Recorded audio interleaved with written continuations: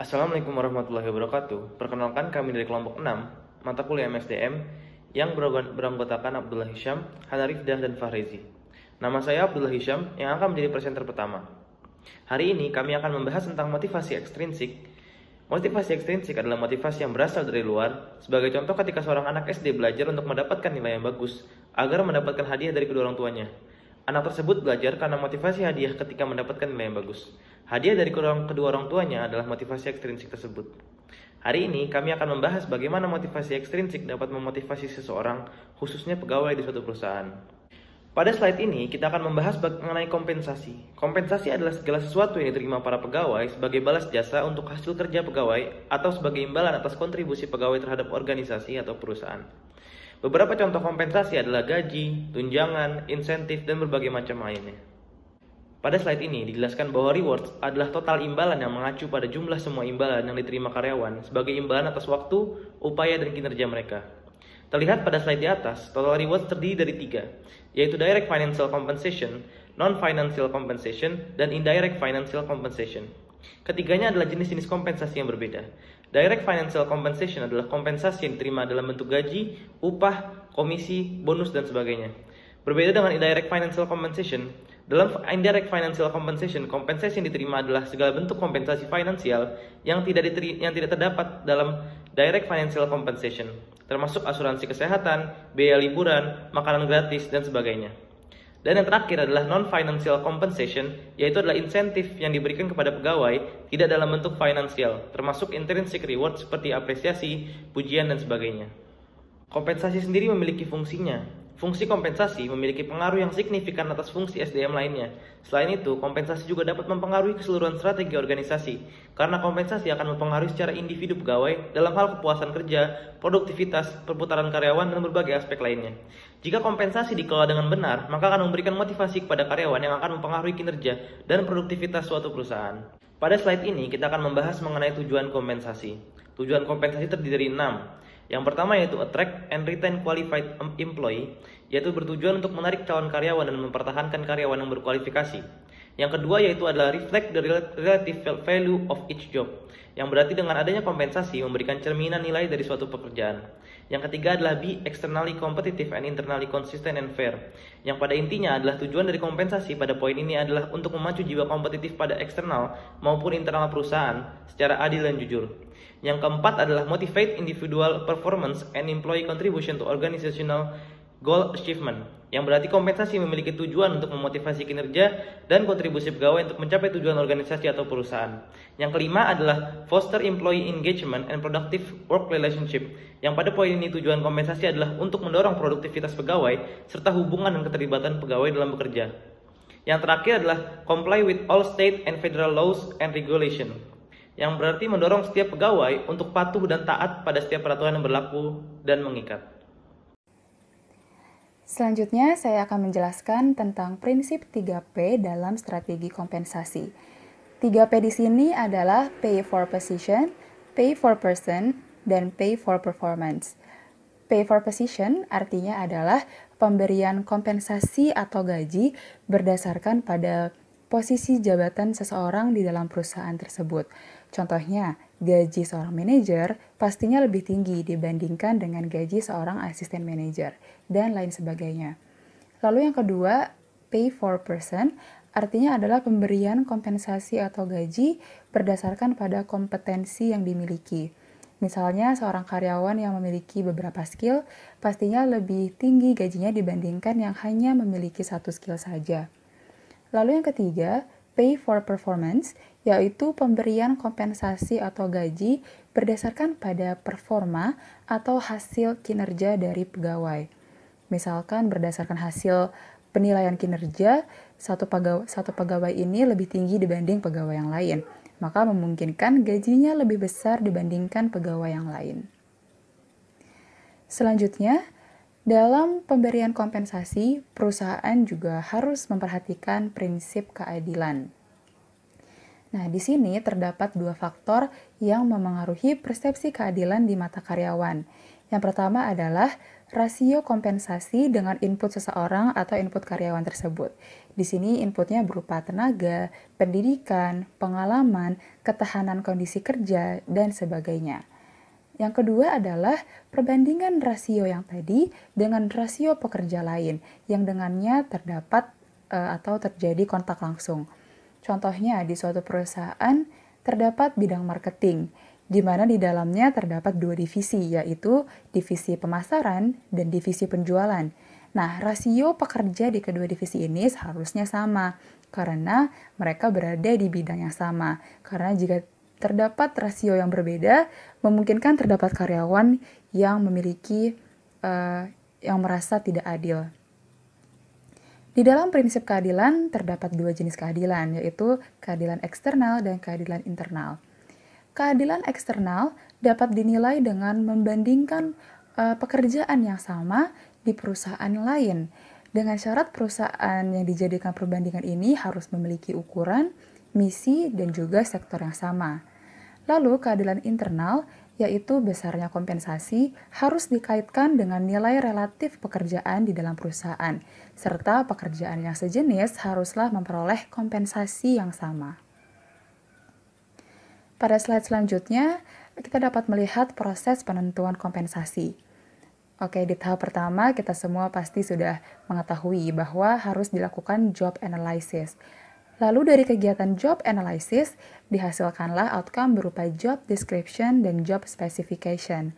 Dan berdasarkan kedua hal tersebut, perusahaan menetapkan standar kinerja atau standar pekerjaan. Nah, kembali lagi dari job desk dan job spec, perusahaan melakukan job evaluation. Dan selanjutnya, perusahaan harus melakukan survei upah dengan organisasi atau perusahaan lain yang relevan. Selanjutnya, dari hasil survei tersebut, perusahaan menyusun struktur upah. Nah, dalam penyusunan struktur upah ini, jangan lupa dipengaruhi oleh peraturan upah minimum yang mana diatur oleh pemerintah. Selanjutnya, dari menyusun struktur upah, disusun aturan administrasi, dan selanjutnya perusahaan melakukan penilaian kinerja pegawai, dan pada akhirnya berdasarkan hasil penilaian kinerja tadi, perusahaan melakukan pembayaran upah kepada para pegawainya. Selanjutnya, di dalam sistem kompensasi terdapat beberapa kriteria. Yang pertama, memiliki arti penting. Artinya adalah imbalan yang diberikan oleh perusahaan sebaiknya memenuhi harapan para pegawainya dan juga memenuhi kebutuhan kerja para pegawainya, sehingga memiliki value di dalam pegawai perusahaan tersebut. Yang kedua, fleksibilitas. Artinya adalah imbalan yang diberikan oleh perusahaan tidak harus disamaratakan untuk semua pegawai. Bisa saja dirancang sesuai dengan sifat-sifat atau karakter-karakter dari masing-masing pegawai. Yang ketiga, frekuensi pemberian. Di sini perusahaan harus memperhatikan betul ketepatan dari frekuensi pemberian imbalan. Karena ketepatan dari frekuensi ini dapat menentukan berhasil atau tidaknya pemberian kompensasi tersebut dalam meningkatkan motivasi pegawai. Lalu yang keempat, visibilitas, yaitu umumnya imbalan yang visible atau dapat dilihat lebih mudah, lebih besar keberhasilannya untuk memenuhi kepuasan pegawai. Dan selanjutnya adalah biaya. Nah, imbalan yang pembiayaannya itu rendah akan lebih baik dipilih oleh perusahaan, karena jika imbalan tersebut biayanya tinggi, maka sama saja akan mengurangi efektivitas dan juga efisiensi dari perusahaan tersebut. Lalu di slide selanjutnya terdapat faktor dan tantangan yang memengaruhi kebijakan kompensasi perusahaan. Nah, faktor-faktor yang mempengaruhi kebijakan kompensasi perusahaan antara lain supply and demand tenaga kerja atau permintaan dan penawaran tenaga kerja, produktivitas, kesediaan membayar, kemampuan membayar, kebijakan upah dan gaji perusahaan. Di samping itu, tantangannya adalah kebijakan pemerintah, seperti terdapatnya kebijakan upah minimum, upah kerja lembur, pembatasan umur untuk tenaga kerja, dan lain sebagainya. Assalamualaikum warahmatullahi wabarakatuh. Nama saya Muhammad Farezi dan saya ingin melanjutkan presentasi kelompok kami sedang pada bagian faktor penentu kompensasi. faktor bentuk kompensasi yang pertama adalah kinerja. Kinerja dimaksud adalah kinerja dari karyawannya, sudah jelas. Karyawan yang memiliki kinerja yang baik, maka perusahaan itu sendiri akan memberikan kompensasi yang lebih atas kinerja tersebut. Jadi seperti memberikan reward atas kinerja yang sudah dilakukannya pada perusahaan itu sendiri, dan sebaliknya pada kinerja karyawan yang sedikit kurang baik itu mungkin akan lebih sulit dalam memberikan kompensasi oleh perusahaannya. Lalu faktor yang kedua adalah pemerintah dan undang-undang. Maksudnya di sini adalah pemerintah itu memiliki tugas untuk menjaga kesejahteraan para masyarakatnya, tidak kecuali adalah para pekerja tenaga kerjanya. Contoh kebijakan yang dibentuk oleh pemerintah itu sendiri adalah seperti UMP, UMR, yang sudah jelas adalah upah minimum provinsi dan regional. Tujuan itu adalah membentuk batasan seberapa banyak gaji yang perlu dibayarkan sesuai dengan wilayahnya itu masing-masing, sehingga perusahaan akan mencoba perusahaan itu memiliki batas berapa banyak gaji yang harus diberikan pada para karyawannya sesuai dengan undang-undang yang dibentuk oleh pemerintah tersebut dalam tujuan untuk menjaga kesejahteraan masyarakatnya itu sendiri. Lalu yang ketiga adalah poinnya adalah kemampuan perusahaan. Di sini dalam memberikan kompensasi, perusahaan itu juga harus melihat pada keadaan internalnya dulu. Bila perusahaan sedang mengalami keuntungan atau lagi baik kinerjanya, maka kompensasi yang diberikan oleh perusahaan itu juga akan lebih baik lagi kepada para karyawannya. Terus sebaliknya, bila kinerja perusahaan itu sedang lagi turun atau kurang baik seperti bangkrut dan lain-lainnya, nah kompensasi yang diberikan kepada para karyawannya itu pun juga akan sedikit lebih sulit atau lebih kurang baik dibandingkan kalau keadaan perusahaan itu sedang baik. Jadi dalam memberikan kompensasi sendiri juga harus melihat keadaan dari perusahaan itu sendiri. Faktor keempat adalah organisasi buruh atau serikat pekerja. Di sini serikat pekerja itu dapat memiliki kemampuan untuk memberikan tuntutan atau janjian-janji kepada para perusahaan dengan tujuan supaya meningkatkan kesejahteraan mereka sendiri, karena mereka sudah bekerja. Perusahaan perlu juga dituntut untuk meningkatkan kompensasinya kepada para buruh-buruh tersebut. Maka dengan ini perusahaan akan berusaha untuk memenuhi tuntutan-tuntutan yang diberikan oleh organisasi dan serikat pekerja tersebut. Dan poin yang kelima itu adalah kesediaan membayar. Kesediaan membayar di sini maksudnya adalah perusahaan apakah memiliki kesediaan, perlu pertimbangan dulu maksudnya dalam memberikan kompensasi kepada para pegawainya, mulai dari melihat dari kinerjanya tadi awal dan keadaan internal perusahaan itu sendiri, bagaimana keadaannya, apakah sedang baik kinerjanya ataupun kinerja sedang turun atau sedang bangkrut. Jadi kemungkinan kompensasi itu sendiri perlu dipertimbangkan lagi oleh perusahaan kepada para karyawannya. Dan poin yang terakhir adalah keenam, itu permintaan dan penawaran. Di sini artinya dalam memberikan kompensasi, permintaan dan penawaran itu juga akan memiliki dampak. Permintaan yang dimaksud itu adalah jumlah lowongan kerja yang diminta oleh perusahaan, dan penawaran yang dimaksud adalah supply-nya itu banyaknya pelamar yang masuk ke perusahaan tersebut.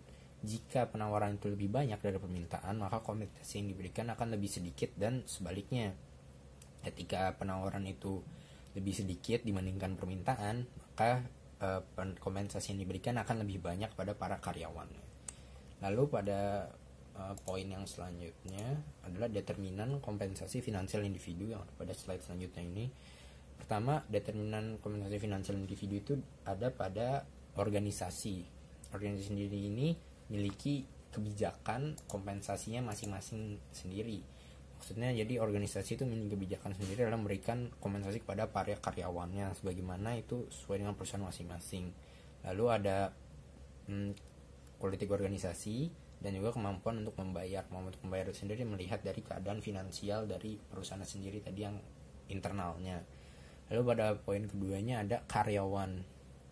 Karyawan sendiri ini adalah bayaran berbasis kinerja seperti yang sudah dibahas tadi. Apabila kinerja karyawan itu memiliki kinerja yang baik, maka kompensasi yang diberikan oleh perusahaan itu juga akan lebih baik ke karyawan yang memiliki kinerja yang baik tersebut.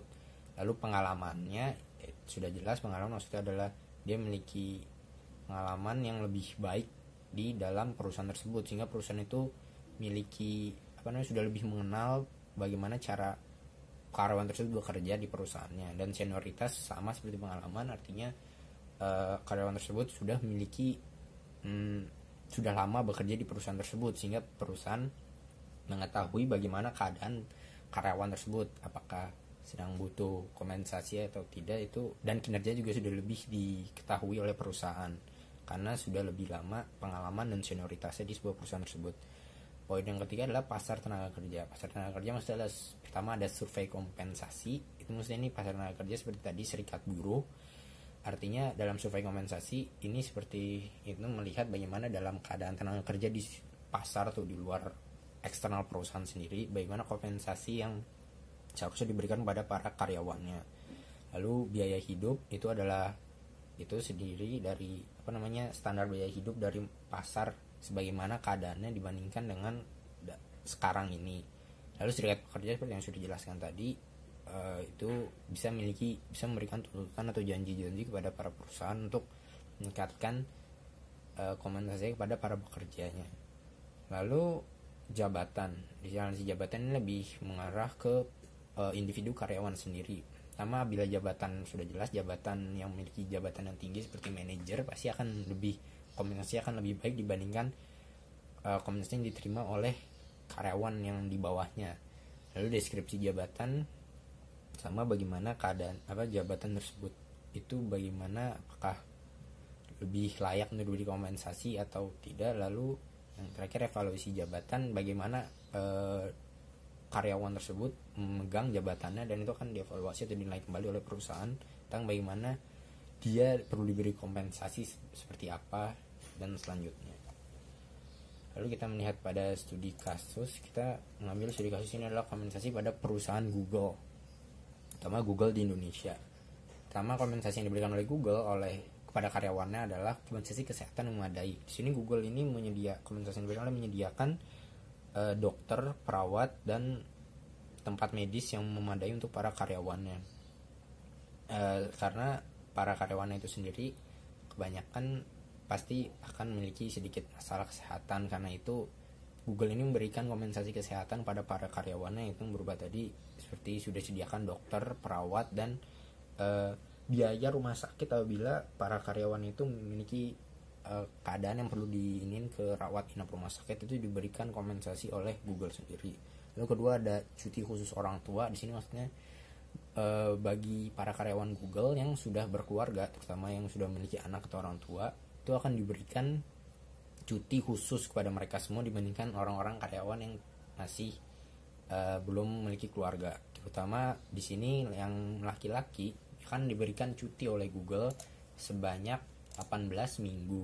Lalu bila itu adalah seorang ibu akan mendapatkan cuti sebanyak 22 minggu. Lalu pada yang ketiga, kompensasi adalah kompensasi pendidikan. Sini jelas bila salah satu karyawan Google melakukan pendidikan lebih atau melanjutkan pendidikannya misalnya ke S2 atau ngambil magister dan lain-lain, pasti akan diberikan bantuan kompensasi oleh Google sendiri berupa dana bantuan seperti beasiswanya pada karyawan tersebut.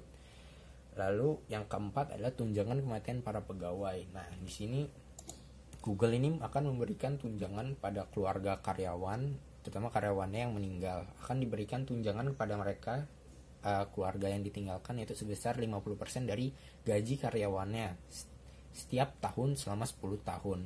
Lalu Google juga akan memberikan kompensasi kepada anak yang ditinggalkan oleh karyawan tersebut sebesar $1.000 atau 14 juta sekitar sekarang, itu pada anak-anak yang tinggal orang tuanya mencapai umur 19 sampai 23 tahun. Sekian presentasi dari kelompok kami.